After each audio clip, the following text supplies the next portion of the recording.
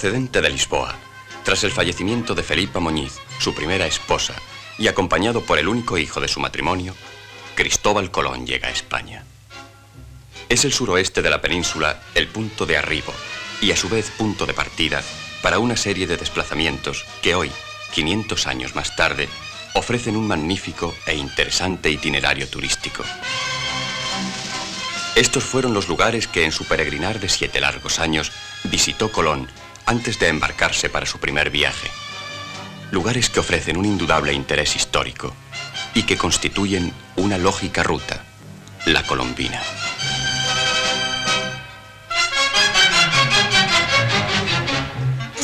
Sobre las arenas de estas mismas playas onubenses, a la distancia de 5 siglos, un hombre, cargado de ilusiones y esperanzas, forjaba proyectos para conseguir llevar a cabo una empresa que sus contemporáneos calificaron de irrealizable, de fantástica, y que influiría decisivamente en la historia de la humanidad.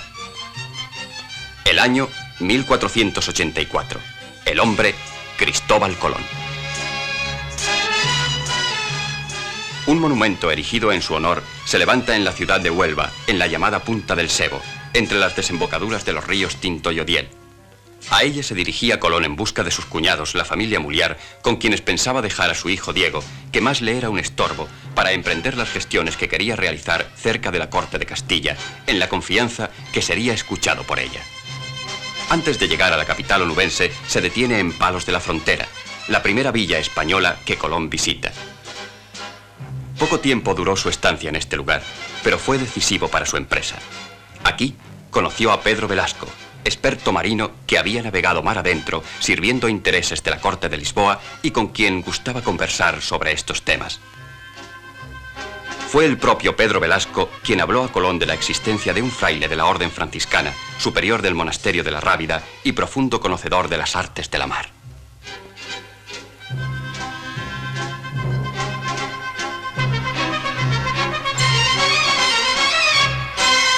Informado Colón de la fama de que gozaba Fray Antonio de Marchena como cosmógrafo, decidió inmediatamente cambiar de planes.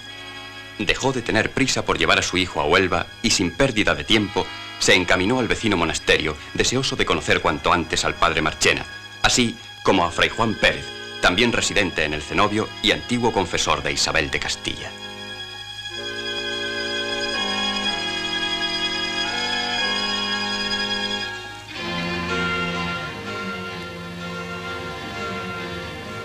Eran muchas las esperanzas que Cristóbal Colón había depositado en aquellos dos hombres cuando por primera vez se acercaba al monasterio de la Rábida, tras cuyas puertas esperaba encontrar la comprensión y el sincero apoyo de los que hasta el momento había carecido. Vázquez Díaz vio así el encuentro de aquellos dos hombres. Colón, cansado y abatido, pide ayuda al fraile. El padre Marchena cree en el recién llegado y le ofrece su apoyo y amistad. Testigo de la entrevista, el hijo del navegante.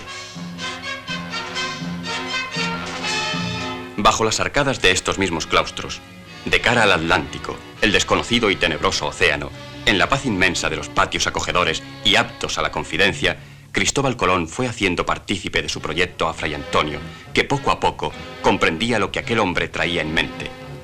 La más grande y ambiciosa aventura que nunca nadie había imaginado.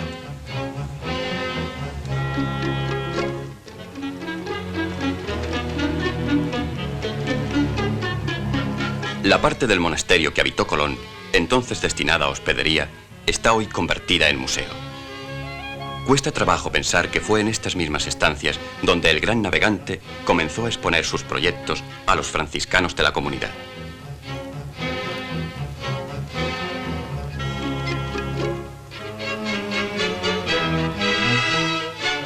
Que fue en estas mismas estancias donde, apoyada por Fray Antonio de Marchena, comenzó a perfilarse de un modo definitivo la epopeya del descubrimiento de América. Bastante más prolongada que en Palos fue la estancia de Colón en la Rábida, pero al fin, una vez dejado su hijo Diego al cuidado de los Mulliar y deseoso de exponer sus proyectos a los reyes católicos, Colón se dirige a la ciudad de Córdoba, residencia en aquel momento de la corte.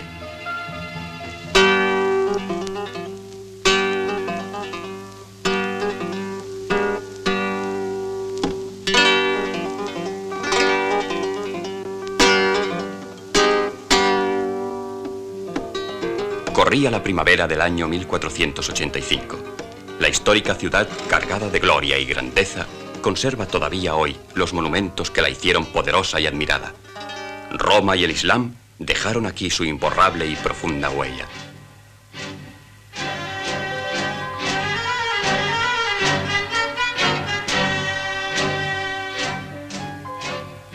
Paseando las calles cordobesas, Colón espera la hora propicia para, mediante las recomendaciones del padre Marchena, presentarse a los reyes.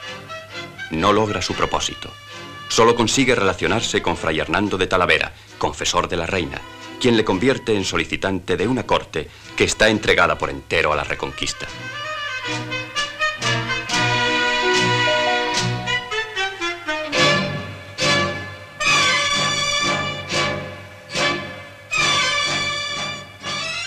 Cuando las necesidades de gobierno aconsejan a los reyes de Castilla y Aragón trasladarse a Alcalá de Henares, Colón sigue a la corte hasta la ciudad castellana.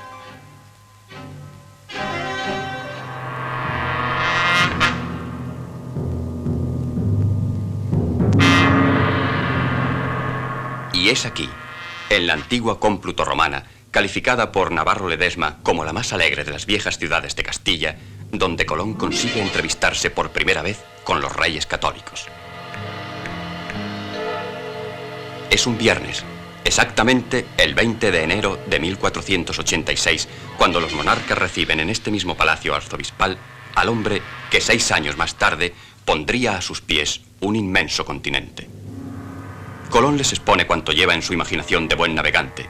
Isabel y Fernando le escuchan atentos, en silencio, y desasosegados por la magnitud del fantástico proyecto, se apresuran a convocar un consejo de sabios que muy pronto muestra su desconformidad, juzgando la empresa de vana y digna de toda repulsa.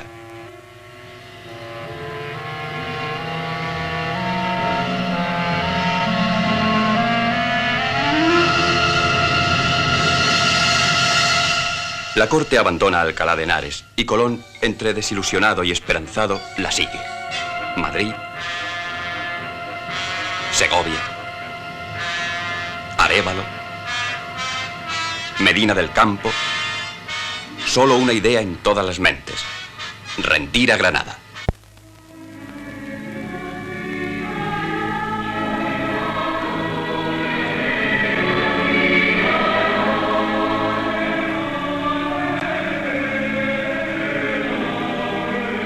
En el mes de abril, la corte se establece provisionalmente en Guadalupe. Colón insiste de nuevo sobre su proyecto, con el mismo resultado negativo. Esta es la primera vez que el monasterio se vincula a la historia del descubrimiento de América.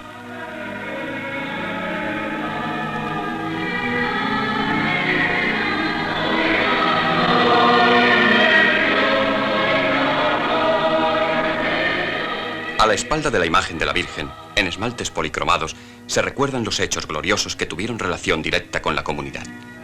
Entre ellos, la estancia del marino en este monasterio, que fue levantado bajo la advocación de Nuestra Señora de Guadalupe y al que hoy se considera centro mariano de la hispanidad.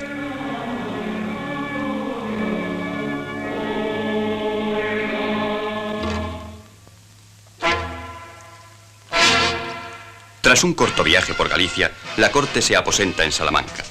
Para Colón, su incansable y perseverante seguidor, la estancia en la noble ciudad castellana resulta altamente provechosa.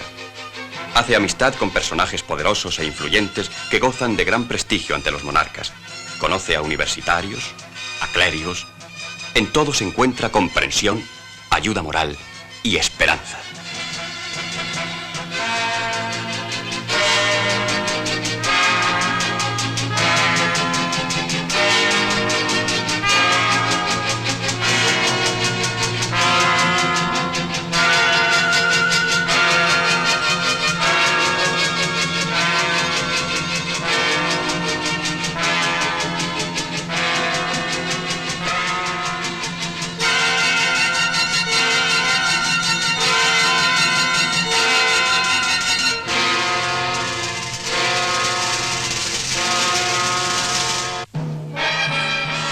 Los dominicos de San Esteban se convierten en protectores del navegante.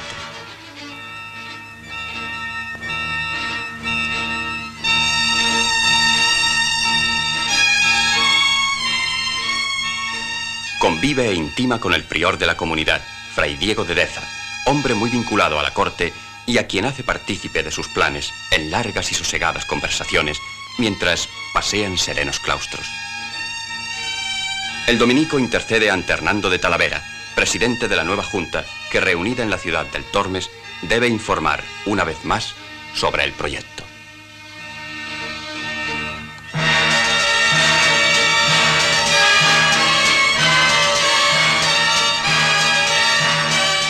Mientras tanto, la corte se ha trasladado a Málaga por imposiciones de la campaña contra Granada. Los reyes católicos reciben el primer informe favorable de la Junta de Salamanca y, en virtud de él, llaman a Colón. Esta segunda entrevista tiene lugar en agosto de 1487. No debió guardar muy buen recuerdo el futuro descubridor de América de la hermosa capital de la Costa del Sol, hoy centro turístico internacional de primer orden. Los reyes, alegando estar muy comprometidos en actividades guerreras, le niegan el apoyo que solicita e inexplicablemente le despiden de su corte. Desmoralizado, Colón decide regresar a Portugal para intentar nuevamente vender allí sus sueños y ambiciones. Con este fin se dirige a Sevilla.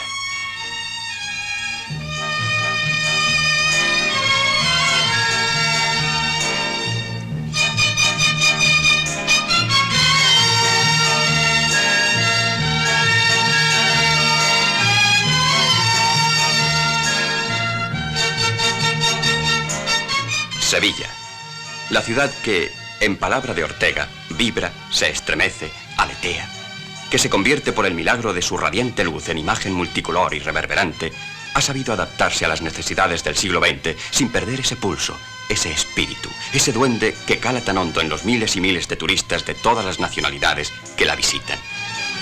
Sevilla, la milenaria ciudad originariamente ibérica o fenicia, que dio a Roma emperadores, foco de cultura, centro de esplendor en la dominación musulmana, trampolín económico y civilizador entre el viejo y el nuevo mundo, abre un corto paréntesis de sosiego en esta agitada etapa de la vida de Colón.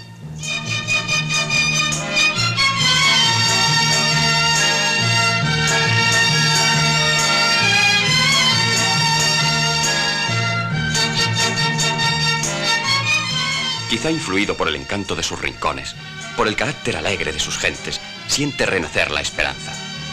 Conoce lugares que muy pocos años más tarde estarían estrechamente relacionados con las tierras recién descubiertas, iniciando a través del Atlántico una intensa labor civilizadora y creando un floreciente comercio.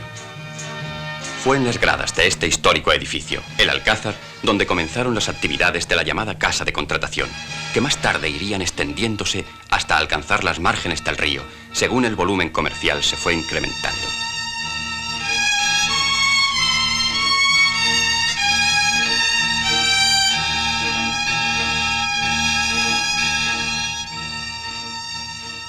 Colón se relaciona con poderosas familias de la nobleza, en las que encuentra apoyo y comprensión, y cuyos palacios levantan hoy todavía su gallarda, airosa y típica estructura.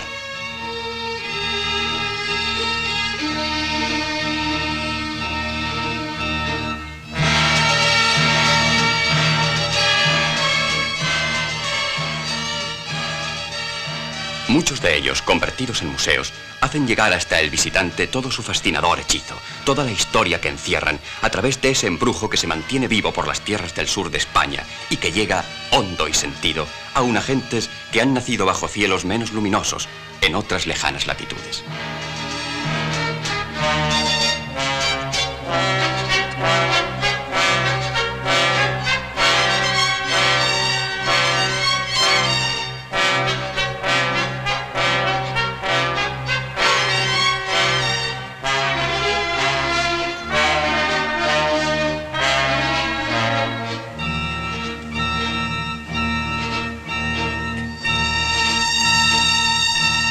Una sencilla estatua recuerda la estancia del navegante en la Cartuja de las Cuevas, donde intimó con Fray Gaspar Gorricio, con quien mantuvo una constante relación epistolar y al que trajo de su primer viaje un pequeño ombú que orgulloso aún pervive frente al que fue histórico monasterio.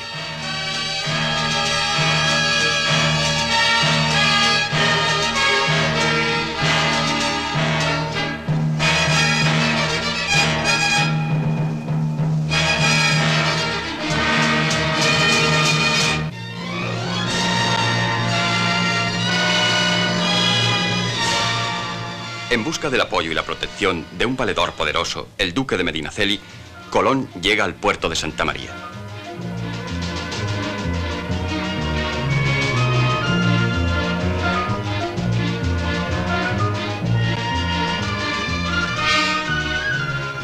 A lo largo de prolijas conversaciones, consigue convencer al grande de España de las enormes posibilidades de su proyecto. El de Medinaceli, sabiéndose influyente ante los reyes, les escribe apoyando la causa de Colón y ofreciéndose a participar en ella con 2 carabelas de su propia escuadra mercante. Esperando respuesta de la corte, transcurre la estancia de Colón en el puerto, viviendo el ambiente marinero que allí se respira. Conoce a armadores y visita astilleros. Uno de estos todavía subsiste, aunque su actividad en un país situado entre los primeros del mundo en la industria naval se limita a la construcción de pequeñas embarcaciones.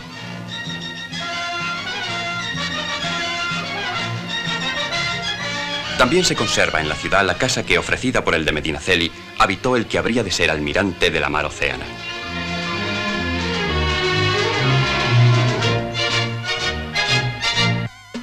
Son numerosas las construcciones de la época que han resistido el paso del tiempo. Otras muchas han desaparecido, y algunas son solo hoy históricas ruinas. Así, el primitivo hospital de mareantes, del que solo se conserva una de sus salas, y que vivió su época de máxima actividad durante los siglos XVI y XVII.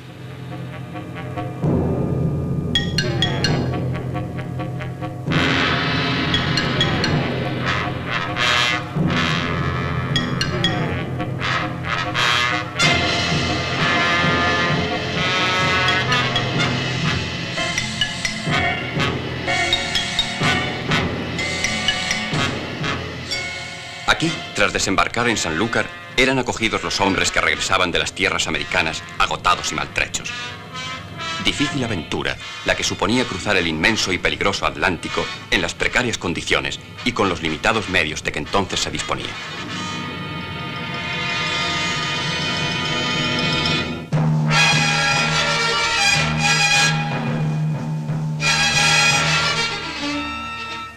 Valladolid, moderna e industrial, también conserva rincones históricos. Es residencia de la corte cuando la reina Isabel recibe la carta que desde el puerto le ha enviado el duque de Medinaceli.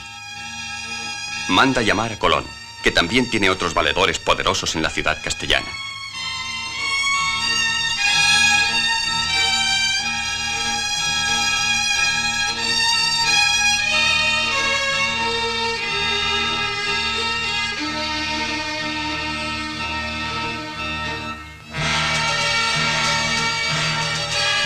Isabel ha cambiado de actitud ante aquel hombre, al que cuando conoció en Alcalá de Henares, consideró solo un aventurero.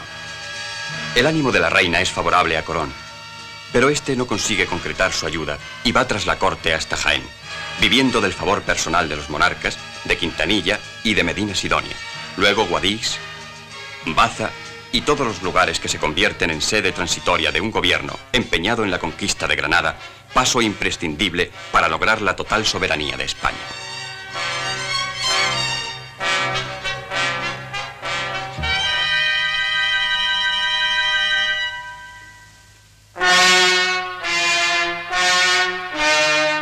El Palacio Árabe de la Alhambra, postrer refugio del último rey moro.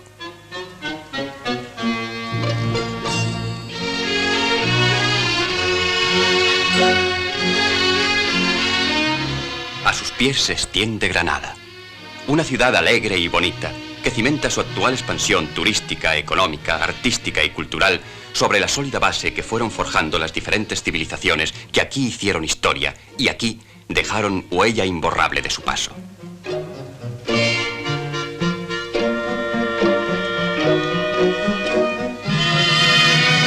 Barrios típicos, como este de la Alcaicería, se abren al complacido visitante que encuentra en sus peculiares comercios ese objeto que le recordará siempre su estancia en la bella ciudad.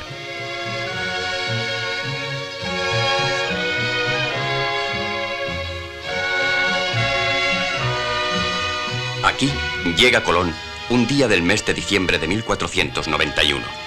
Él presiente que aquella es su última oportunidad.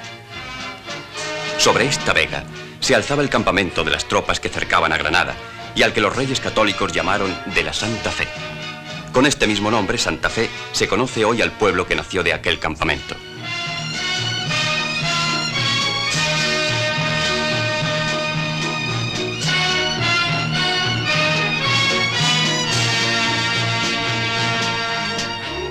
En estos mismos lugares, y tras estar a punto de ser rechazado definitivamente, la reina acepta el proyecto de Colón.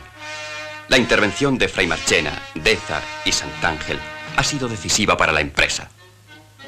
Las puertas que se erigieron para proteger el histórico campamento aún se mantienen en pie. Bajo sus arcos sigue transcurriendo la vida. Solo una diferencia. Hoy ya no se cierran a la hora del crepúsculo. Los reyes católicos, Aragón y Castilla unidas, saben rendirse ante las razones de Cristóbal Colón tras haber conseguido incorporar a las gentes del Islam a la corona de España. El 17 de abril de 1492 se firman las capitulaciones.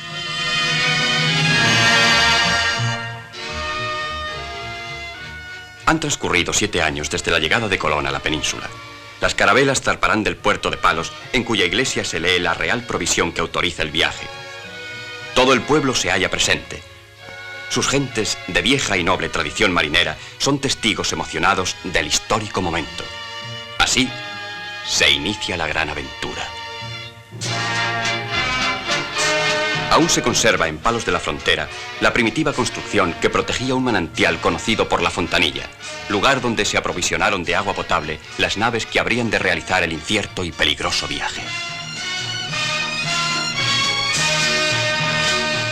Es el 3 de agosto de 1492 cuando Cristóbal Colón, tras despedirse del hombre a quien tanto debe, de Fray Antonio de Marchena, se hace a la mar.